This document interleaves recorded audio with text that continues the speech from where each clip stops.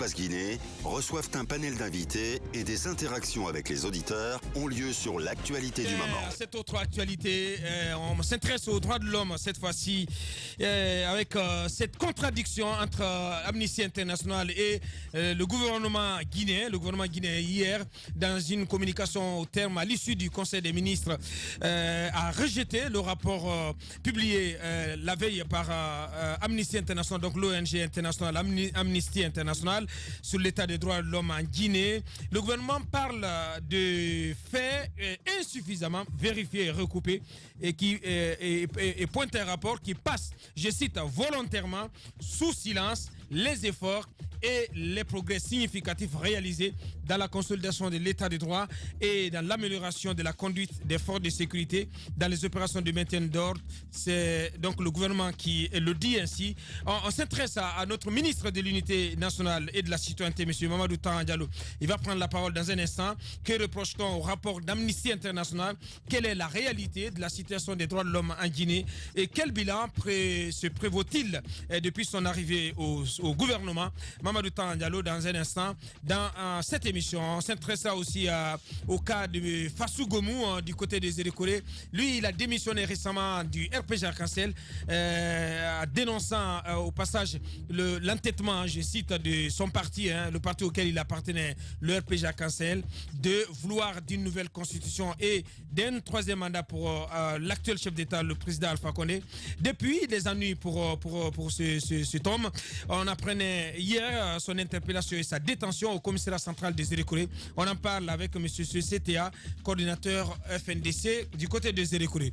On s'intéresse, Mme Yoro, au rapport d'Amnesty qui est brandon de discorde entre le gouvernement et l'ONG internationale. Et oui, bien entendu, vous savez que l'examen périodique universel doit se tenir bientôt, notamment en janvier à Genève, et que l'État est obligé de faire, comme on appelle, la situation des droits de l'homme en Guinée, notamment depuis 2015 jusqu'à maintenant. Et vous avez suivi le rapport de Amnesty International qui a été publié, faisant cas des cas de mort que la Guinée a vécu depuis 2015 à octobre, au mois d'octobre dernier. Et le gouvernement, on a écouté le ministre de l'Unité nationale et de la citoyenneté chez nos confrères de RFI, qui n'est pas du tout d'accord avec ce qui s'est passé. Il estime que les enquêtes n'ont pas été approfondies, n'ont pas été menées à fond pour documenter, pour permettre de sortir un tel rapport, parce que Amnesty parle notamment de ces pertes en vies humaines pendant les manifestations. Mais ils ont également parlé des avancées que, notamment la suppression de la peine de mort, mais le combat aussi dans la lutte contre les mariages précoces et forcés, et dans beaucoup d'autres domaines, les avancées que la Guinée ont enregistrées, mais aussi justement les conditions de détention carcérale. Ils ont parlé de tout ça. Ils parlent quand même de 109 morts en détention. 109 morts en détention. Ils ont parlé de tout ça, ce que de tout refute le gouvernement. Bien. Sans tarder, Madame Yoro, on va aller sur le terrain d'où nous avons M. Mamadou Tandja Diallo, ministre de l'Unité nationale et de la citoyenneté. Il est en direct. Les grandes gueules. Allez-y. Monsieur le ministre, bonjour et bienvenue chez les Grandes Gueules. Bonjour. Bienvenue. Alors, nous vous avons écouté chez nos confrères des RFI, mais aussi hier avec le ministre de la Sécurité. Vous n'êtes pas du tout d'accord avec le contenu du rapport d'Amnesty International. Qu'est-ce qui justifie ce rejet? Premièrement, d'abord le titre. Le titre, nous l'avons trouvé tendancieux. Et deuxièmement, à l'intérieur du rapport, comme vous l'avez répété tout à l'heure, il y a des faits insuffisamment vérifiés et les efforts qui ont été réalisés sont passés sous silence. À tel point que quand on les a reçus, on a posé une question de savoir quel était l'objectif de leur communication, parce que ça s'appelle communication. Est-ce que c'était de la dénonciation pure et simple ou bien de la contribution à la promotion des droits de l'homme en Guinée? Et deuxième chose, quand vous prenez à l'intérieur de la communication, on leur a demandé quelles étaient leurs sources, la fiabilité et comment pouvait-on recouper. Pourquoi? Parce que jusqu'à aujourd'hui, dans les enquêtes qui doivent être conduites, alors le gouvernement est toujours preneur de toute source d'information qui peut faire avancer les enquêtes, identifier les coupables et les sanctionner. Donc, pour votre information complémentaire, il y a, comme vous l'avez dit, le rapport EPE Guinée qui est produit et ouvert aux acteurs de la société civile, aux institutions des droits de l'homme. Alors, on va juste partir sur le titre parce que vous supposez que le titre est tendancieux. On nous parle notamment de voyants rouges. Est-ce que, à votre avis, à ce stade que nous vivons aujourd'hui, même ce matin, on parle d'élèves, de personnes, de citoyens qui ont été tués. Est-ce que vous pensez que les voyants ne sont pas au rouge aujourd'hui? Parce que depuis que les manifestations du FNDC ont commencé, on tend vers la vingtaine de morts. Est-ce que vous pensez que les voyants ne sont pas aujourd'hui au rouge en Guinée, monsieur le ministre?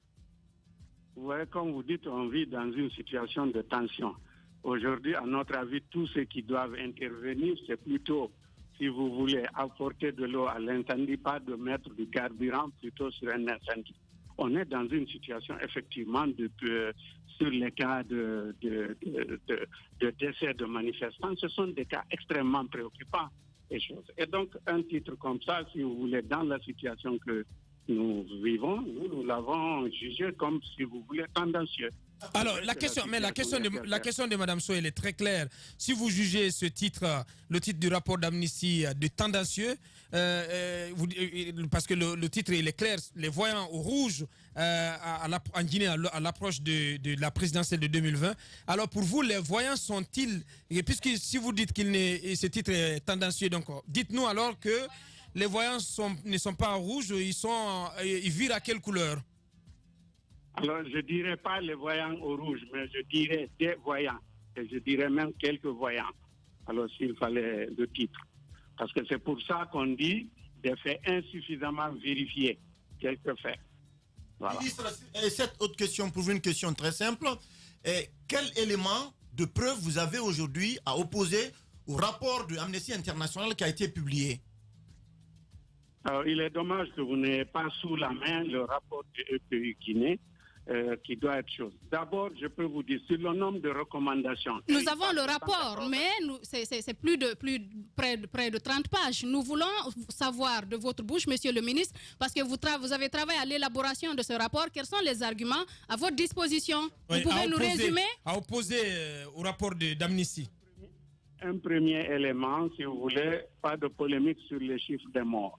Sur le deuxième, si on prend le procès du 28 septembre, alors vous savez que la période est fixée, les magistrats sont en formation, un comité de pilotage a été mis en place depuis le 13 avril et ce comité est chargé de l'organisation du procès, de la mobilisation des fonds, de la mise en place du dispositif de protection des magistrats. Bon, et vous savez aussi que la Cour suprême a procédé à la requalification des crimes. Et vous savez enfin que cet arrêt de la Cour suprême qui dit que le procès se déroule en Guinée, en indiquant le lieu, tout ça est disponible. Les grandes gueules. Alors, en plus, vous savez très bien que dans les recommandations, si je prends la 23, la République de Guinée a dit qu'il le procès du 28 septembre, c'est aussi les conditions carcérales et les détentions qui sont attendez, Bassiko. Et vous poursuivez, monsieur le ministre, sur le 28 septembre. Vous allez jusqu'au bout, allez-y. Voilà, sur ça, je résume. Alors, il parlait des conditions carcérales.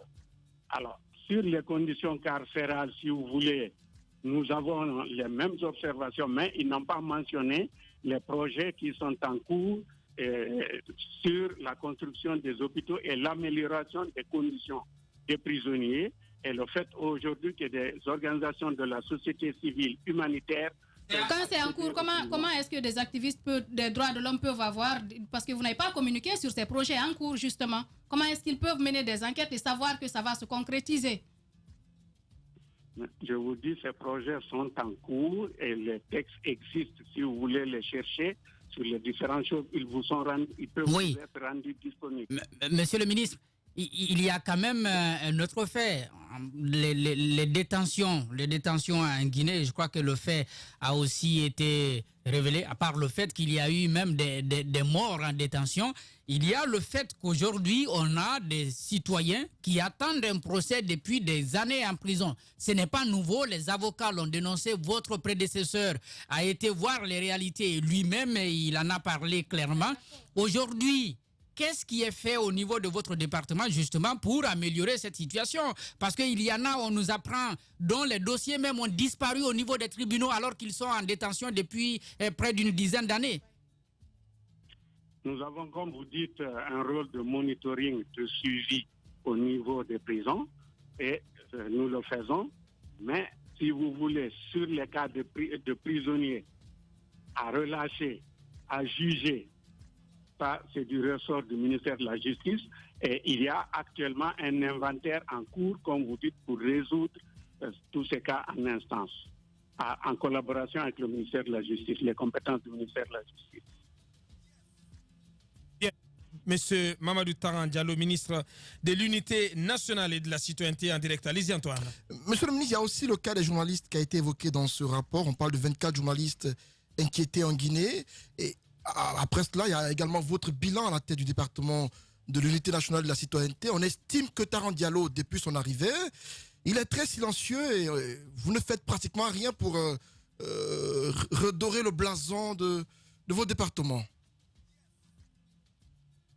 Bon, alors je ne sais pas qu'est-ce que vous appelez redorer le blason. En quoi le blason du On estime qu'en Guinée, les Guinéens sont à couteau tiré, il y a des soucis permanents. Et vous, à votre niveau, vous ne faites pas beaucoup d'efforts pour que cela puisse changer. Récemment, on vous a vu dans une famille de victimes à Ouanidara et vous avez estimé que les cas de mort enregistrés étaient des accidents. Et ça vient ce sont les propos du ministre censé unir les Guinéens. Ça, c'était des mots faibles. J'avais dit que ce sont des actes qu'il faut condamner et à tout prix trouver les coupables. C'était des mots faibles, effectivement, si vous dites accident. La deuxième chose, comme vous dites, bon, si on ne communique pas, c'est à vous de le juger. Mais ce qui a été fait, si vous voulez, en 10 mois, parce que le ministère produit des stratégies, des outils, dans le cadre de la promotion de la protection des droits de l'homme, dans le cadre du civisme, dans le cadre des conflits et dans le cadre de la réconciliation nationale. Juste 3 choses qui ont été faites. Vous avez la stratégie nationale de prévention et de gestion de renforcement de la citoyenneté qui a été produite, adoptée par le gouvernement. La lettre nationale de politique de promotion et de protection des droits de l'homme. Le 3e rapport que vous avez maintenant et la thématique de la Semaine nationale de la citoyenneté qui est sortie. Dans ce rapport, Monsieur le ministre, on parle également de la convocation d'une vingtaine de journalistes notamment. Est-ce que vous pensez que cela aussi n'est pas exact, n'est pas en conformité avec la réalité? Non, nous ne sommes pas en contradiction, comme vous dites, avec ces faits. Ça, ce sont des domaines de la justice. Il y a un débat, effectivement, que tout le monde a engagé, la loi sur la cybersécurité, en lien avec la profession du journalisme. Bon, ce sont des faits. Effectivement. Bien. Monsieur Mamadou Taran Diallo, en direct, ministre de l'Unité nationale et de la citoyenneté. Allez-y, Jacques. Votre bilan, on l'a entendu tout à l'heure. En tout cas, vous avez parlé de beaucoup de documents. Est-ce que votre travail se résume à cela? Il y a la Semaine nationale de la citoyenneté, Semaine nationale donc de la citoyenneté, la CENACIP. À votre arrivée, on a eu une première difficulté. Cette année encore, on n'a pas respecté le rendez-vous. Qu'est-ce qui se passe, monsieur le ministre? Les grandes gueules. Au sujet de la CENACIP. Eh bien, tout le dispositif est en place. Nous attendons le ministère du Budget et des Finances pour la mise à disposition des fonds. Mais le budget, il est de combien? Le budget, il est de combien, monsieur le ministre? Eh bien, il est estimé environ à 7 milliards. Le budget est estimé environ à 7 milliards. Oui, on attend. Qu'est-ce qui se passe? Pourquoi ce budget n'est pas mis à votre disposition? Eh bien, ça, vous interrogez le ministère des Finances et le ministère du Budget. Nous sommes à l'attente est en cours. 7 milliards pour faire quoi, monsieur le ministre? Pour sensibiliser les Guinéens sur comment se comporter en société? Non, mais il faut le rappeler.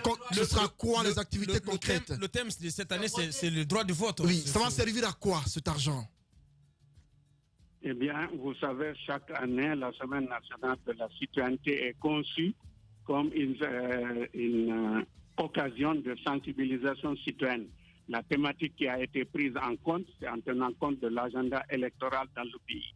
Alors, fondamentalement, la thématique, c'est quoi? C'est voter, droits et devoirs des citoyens. Et le slogan, c'est « Usez de vos droits, faites votre devoir ». Alors, c'est faire en sorte de mobiliser aux côtés de la CENI, de la classe politique, des acteurs de la société civile qui travaillent sur ces questions pour que les citoyens s'inscrivent sur les listes électorales, qu'ils votent paisiblement et qu'ils acceptent les résultats après qui seront issus des votes. Voilà. Bien, on a compris l'essentiel avec vous, monsieur le ministre de l'Unité nationale de la citoyenneté. Merci à vous d'être passé chez nous ce matin, d'avoir répondu à nos questions, monsieur le ministre. Chez les GG d'Adafomédia, entendu. Les grandes gueules de Radio Espace Guinée se veulent un reflet des préoccupations des Guinéens. Les grandes gueules, une émission populaire qui invite des politiques, des économistes, mais aussi des acteurs de la société civile guinéenne. À suivre tous les jours, 9h-11h sur Radio Espace Guinée et nos radios partenaires.